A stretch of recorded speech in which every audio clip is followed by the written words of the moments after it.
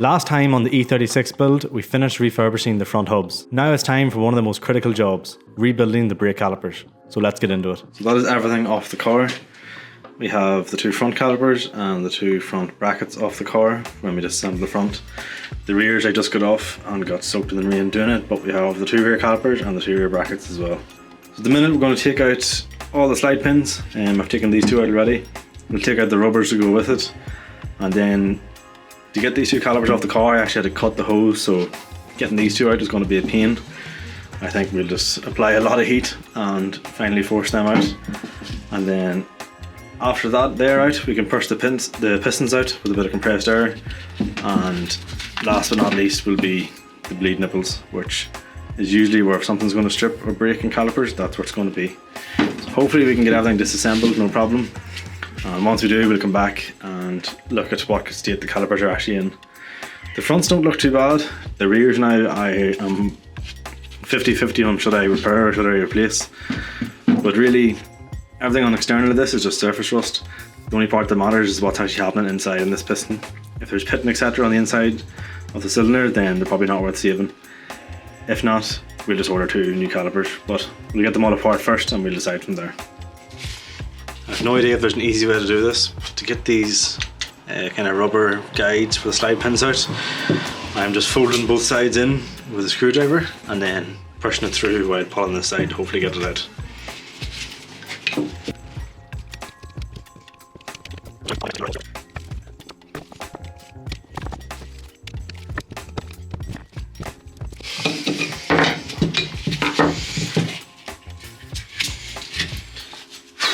Okay, just do that. What's left? 5 more times. Okay. Got all the rubber slide pin holders out. These slide pins you're actually not meant to grease because the grease can soil this rubber and cause the slide pin to stick. These calipers are fine because the brake hose comes straight out of them, but these two, I need to get these two parts out first.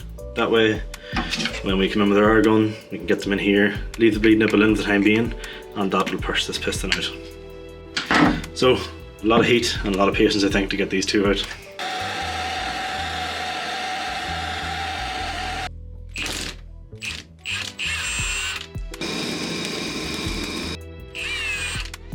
Okay, now hopefully if we get the air gun, put it in here, we'll be able to push this piston out. Yep, glad I got that wood. The impact where it hit. That's one done. 3 more to do.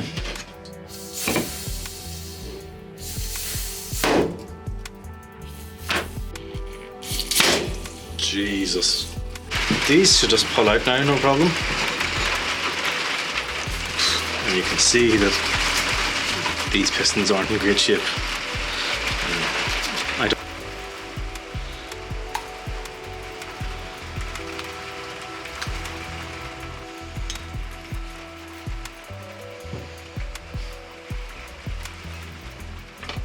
Even the seal is crusty.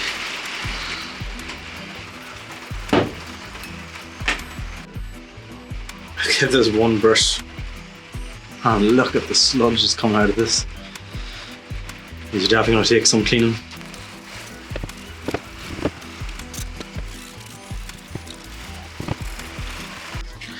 There's a lot more cleaning needed for this, but the inside piston is actually fine.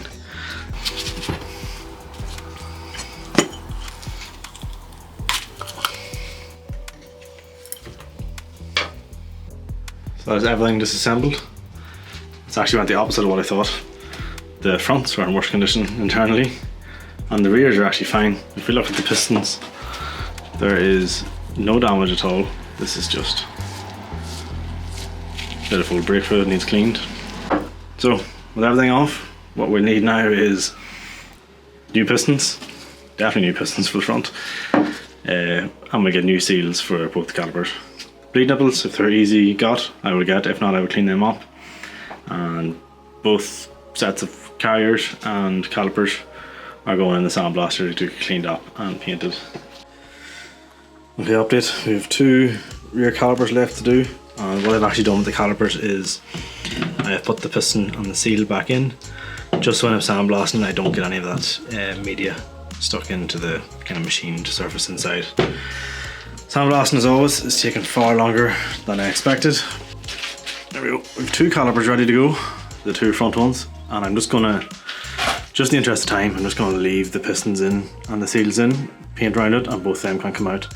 At least that way it'll keep the paint away from going into that machine surface in the actual piston. 2 calipers done, and all 4 brackets are done, ready to go. Looking a lot different than they did when they first went in. But yeah, 2 more to do, and the sun is just starting to go down, so I'd probably be putting these in epoxy in the dark. The problem is, once you have this down to this bare finish after blasting, these will flash rust within an hour or 2 hours. So I can't leave these to the morning, so I'm gonna have to get these in epoxy primer tonight. It is pitch black outside right now, but we've just finished all of the epoxy primer coats, and the calipers and the brackets are looking quite good.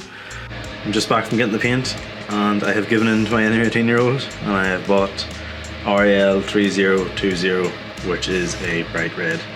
You'll see the colour now when I mix it. It is 2 parts colour and 1 part hardener, so just using these mixing cups 2 to 1.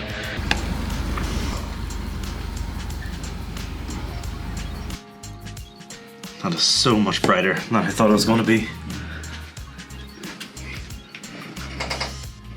There is a darker, more classic red I debated on going with, which I probably should have, but maybe it'll dry slightly darker.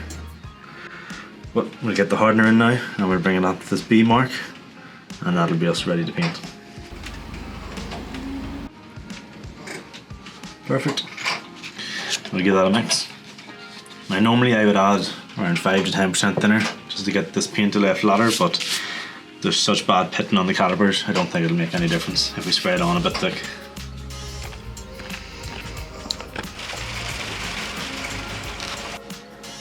We have all 3 coats of the top coat on now, and everything came out well.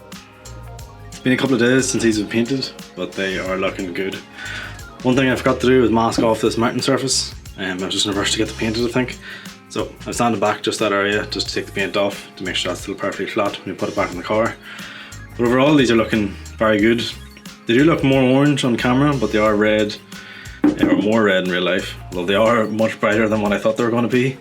So we'll see what it looks like when it's back in the car. But now we have to go back and disassemble these all over again.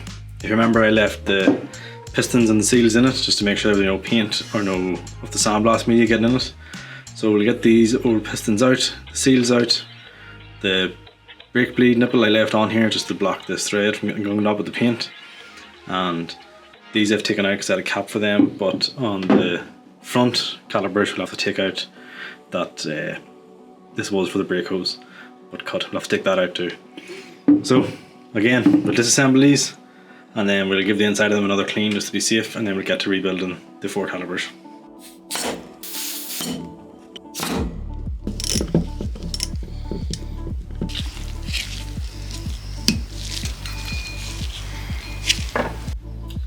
Okay, everything is perfectly clean inside. So here we have everything laid out.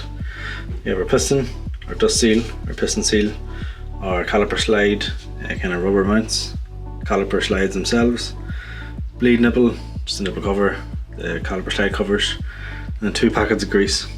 What's interesting is these are the same brand that supplied both these rear rebuild kits, and for some reason they come with different grease. Generally this red grease is going to be your assembly grease. It's going to be for all your rubber components when you're putting it together, and the white grease is more of an anti-seize for metal on metal contact. So we'll not need this for the time being. We'll need this more when we're actually putting the calipers back in the car, but I usually prefer to use anti-seize instead of this kind of ceramic grease anyway. And I'm assuming this is just another packet of red grease here. And then for the fronts, double checked everything is the right size. Again, same setup as before, although these bleed nipples, if I can get the old one here, do look to be a little bit longer than the originals, so I'll double check if they fit. The threading just by eye looks different as well, but we'll see. If not, I'm gonna have to wire brush these and clean these up inside and out. And then these unfortunately didn't come with slide pins, even though I thought they did, so I'm gonna have to take 4 of the old slide pins and clean them up to be used with this. Okay, so the plan here is bleed nibble first.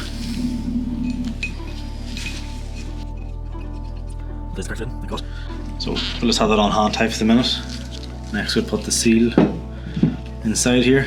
Oh, it's probably too dark to see, but it's just in the groove that it came out of before. I'm just going to take a real small amount of grease. Doesn't need to be a lot. That's probably too much, but I'll lose some on the gloves, and we'll just spread it around this seal. Now we'll just work it into that groove. So that's fully seated, and just feel the whole way around to make sure that that is definitely sitting flat. It's not twisted at all, which this one isn't. So next we're going to take the dust seal, and there's obviously going to be a larger side and a smaller side. So just spread that out slightly, and it's going to be this larger side that's going to sit into the caliper itself. So we'll get that sat in place into its own groove first, because this is the bit that people usually make a mistake on, and then this dust seal fails and you just get dust in, which will break the seal in here, and that's when you get a leaking caliper again. So just take your time and make sure it's definitely fully seated before you move on to trying to get the piston in. And again, I'm just greasing up the edges of this. Not a huge amount of grease, just enough to help it go into place.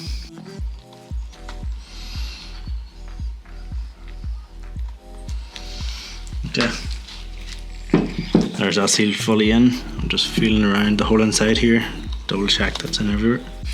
This is where it gets difficult, because you're trying to get this in past this seal in here, but really this seal needs to come up and sit into this groove.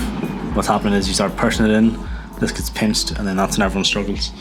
So the easy trick is, again, really small amount of grease just around the piston. You really don't need a lot with this. And now you want to get compressed air coming in the back. I have this turned down to maybe 25 psi. You know, it's not a lot of pressure, it's more just the flow we want. I'm going to create a bit of a seal with this.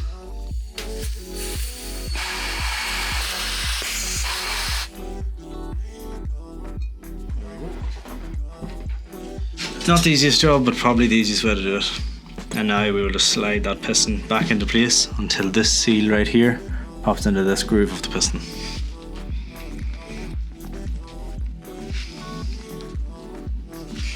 Perfect. Now that's all in place.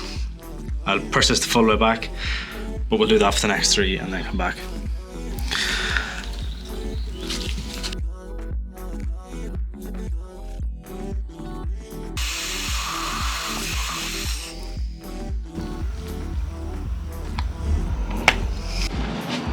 Didn't even get it on video, but this honestly took me about 25 minutes to get that on. The front set took 5 minutes, this one rear alone has taken me for 25 minutes.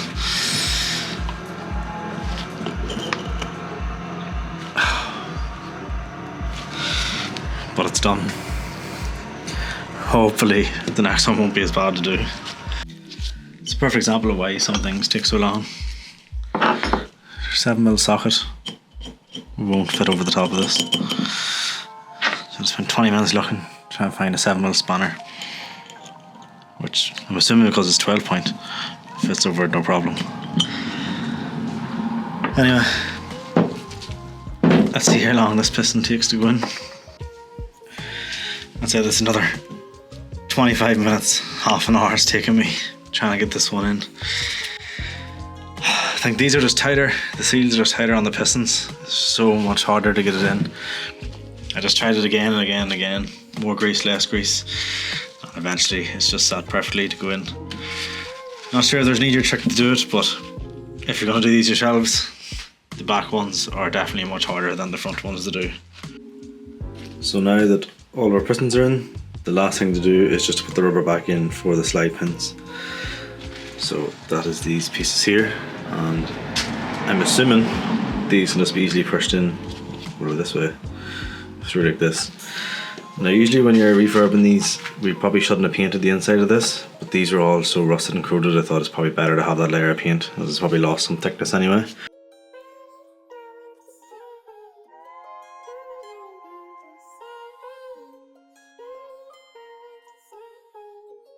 And now with all 4 pistons finally in place, you can see how good these calipers are looking. If you compare back to what these looked like before we started rebuilding them, it's an unbelievable difference. And the last thing to do now, so we can actually attach these to the car, is put in our slide pins.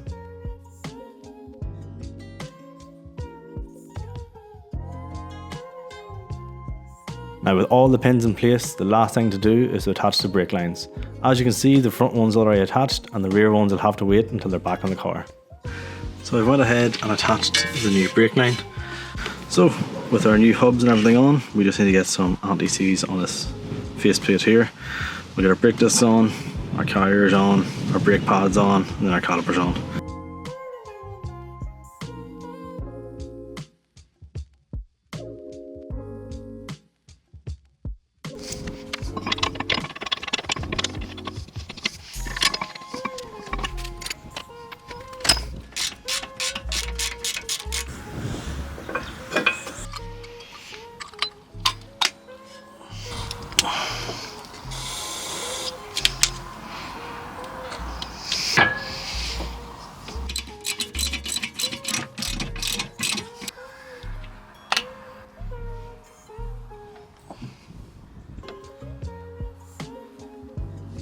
And now with the brake retaining spring in place, that's these brake calipers complete. And the front end is only one step away from being finished. So make sure to subscribe to follow the build, because in the next episode we rebuild the power steering rack, and that's when things start to go wrong with this build. So thanks for watching, and we'll see you in the next episode.